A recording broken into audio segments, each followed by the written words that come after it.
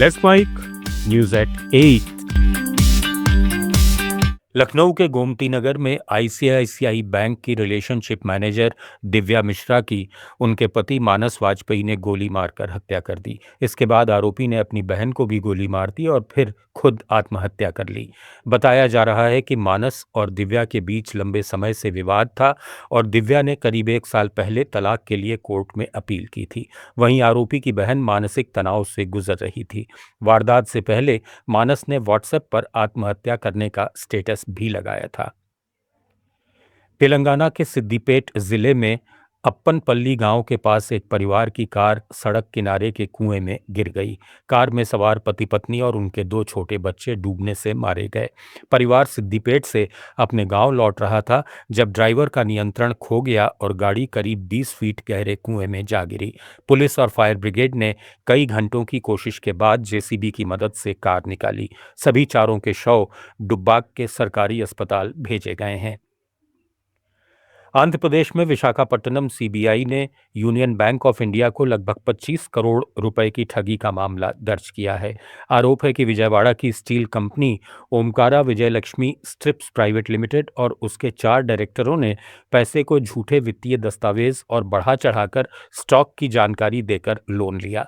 Company ने 24 करोड़ रुपए का स्टॉक बताया था, लेकिन जांच में सिर्फ 25 लाख रुपए का माल मिला। लोन की रकम को संदिग्ध खातों में भेजकर डाइवर्ट करने का भी आरोप है। सीबीआई ने कंपनी, उसके डायरेक्टरों और अज्ञात बैंक अधिकारियों के खिलाफ साजिश, धोखाधड़ी और जाली दस्तावेजों के इस्तेमाल के तहत केस दर्ज किया है। मेघालय की राजधानी शिलोंग में खासी स्टूडेंट्स यूनियन की ब्लैक फ्लैग बाइक रैली हिंसक हो गई। कई जगह वाहनों में तोड़फोड़, लोगों से मारपीट और सरकारी संपत्ति को नुकसान पहुंचाने की घटनाएं सामने आईं। पुलिस के मुताबिक कम से कम 31 वाहन क्षतिग्रस्त हुए और एक सरकारी वाहन को आग लगाए जाने की भी खबर है। स्वामी विवेकानंद और नेताजी सुभाष चंद्र बोस की प्रतिमाओं को नुकसान पहुंचाने की बात भी सामने आई है। हिंसा के बाद पुलिस ने यूनियन के अध्यक्ष रेमंड खारजाना, महासचिव रूबेन नाजियार और उपाध्यक्ष पिंक मैनलांग सानमिएट को गिरफ्तार किया। यूनियन ने सरकारी भर्ती में सुधार समेत अपनी मांगों को लेकर राज्य सरकार को 15 दिन का अल्टीमेटम दिया था। असम के गुवाहाटी में ज्वेलरी कारोबारी से बंदूक की नोक पर लूट का मामला सामने आया है। घटना 8 अगस्त की रात लाल गणेश इलाके में हुई, लेकिन इसकी जानकारी अब सामने आई है। रिपोर्ट के मुताबिक दुकान बंद कर लौट रहे कारोबारी को उसके घर के पास हथियारबंद लोगों ने रोक लिया और उसके पास मौजूद बैग छीन लिया।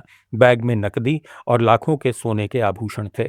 लुटेरों ने भागने से पहले हवा में गोली भी चलाई।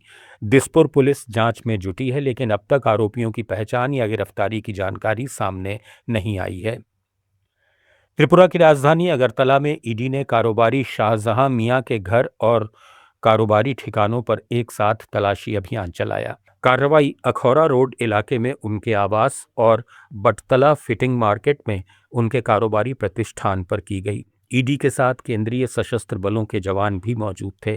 जांच एजेंसी कथित संदिग्ध वित्तीय लेन देन, धन के अस्पष्ट स्रोत, विदेशी वित्तीय गतिविधियों और भारत बांग्लादेश सीमा से जुड़े संभावित नेटवर्क की जांच कर रही है।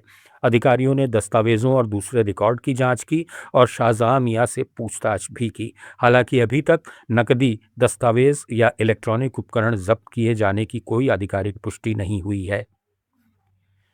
दिल्ली पुलिस की स्पेशल सेल ने अंतर्राज्यीय हथियार तस्करी गिरोह के एक कथित कुरियर प्रेम सिंह राठौड़ को गिरफ्तार किया है। पुलिस के मुताबिक उसके पास से 10 अवैध हथियार बरामद हुए हैं, जिनमें एक Zigana pistol, 4 semi automatic pistol और 5 कट्टे शामिल हैं। पुलिस का दावा है कि यह नेटवर्क मध्य प्रदेश के बुरहानपुर से संचालित हो रहा था और स्थानीय कारीगरों से बनवाए गए हथियार कुरियर के जरिए दिल्ली, एनसीआर समेत कई राज्यों में अपराधियों और गैंगस्टर्स तक पहुंचाए जाते थे। राठौड़ को दिल्ली गुरुग्राम हाईवे पर शंकर विहार बस स्टैंड के पास गिरफ्तार किया गया। पुलिस अब कथित मास्टरमाइंड राहुल और गिरोह से जुड़े अन्य लोगों की तलाश में जुटी है। न्यूज एट 8 में फिलहाल इतना ही। बने रहिए लेट्स माइक के साथ। आप सुन रहे थे let's mic more than radio. Follow कीजिए हमें हमारे सोशल मीडिया प्लेटफॉर्म्स पर। आप सुन रहे थे let's mic more than radio. Follow कीजिए हमें हमारे सोशल मीडिया प्लेटफॉर्म्स पर।